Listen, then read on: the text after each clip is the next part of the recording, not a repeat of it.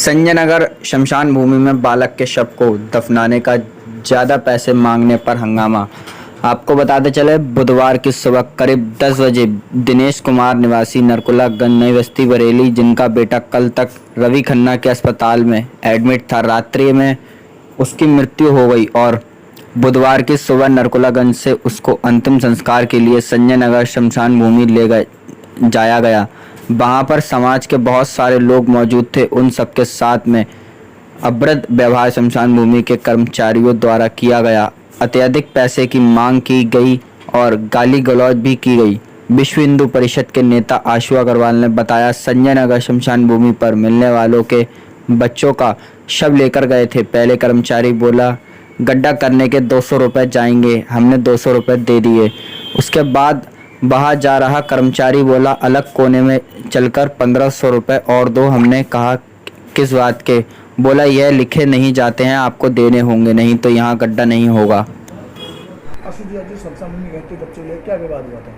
देखिए, मैं वहाँ पर अपने एक मित्र के छोटे भाई के संदर्भ में गया था शमशान भूमि में।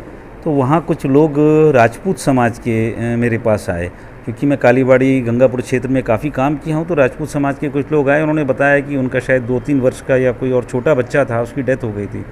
तो वो लोग बड़े परेशान थे और काफ़ी गरीब लोग थे। तो वो जब वहाँ पर पहुँचे तो गड्ढा खोदने के 200 रुपये उन्होंने उनको बताए कि आपको 200 रुपये देने, रसीद इसकी मिलेगी।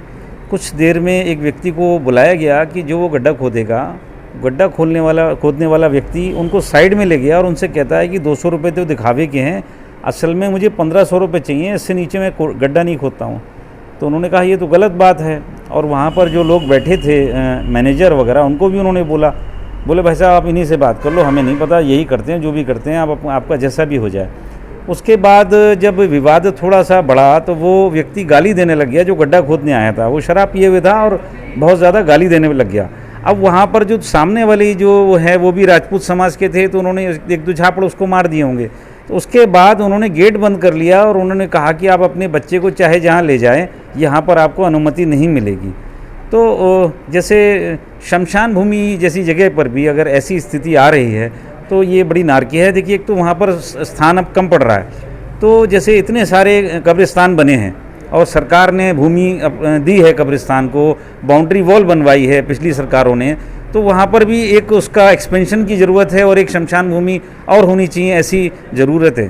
प्लस मैं विश्व हिंदू परिषद की तरफ से और अपने और संगठनों की तरफ से वहाँ पर अपना कार्ड छोड़ के आया हूँ, कह के आया हूँ कि अगर इस तरीके की अगर कोई गरीब लोग आया करे तो हम लोगों से आप चाहे राशि ले लें, लेकिन ऐसा आगे ना करें। देखिए, समाज का काम है, वो एक ऐसा स्थान है कि जहाँ पर आदमी सबसे ज़्यादा परेशान होकर जाता है, तो वहाँ पर तो लूटने पिटने का काम ना हो, कम से कम एक स्थान को तो छोड़ें।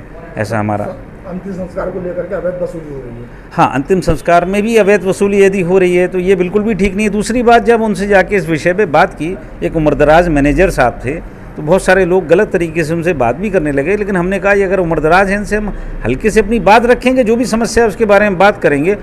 वो और उनके साथ जो बैठे हुए व्यक्ति थे, उनका कहना यह था कि आप मीडिया को बुला लो, पुलिस को बुला लो, यहाँ पर तो ऐसे ही चलता है। तो ये तो ठीक नहीं है।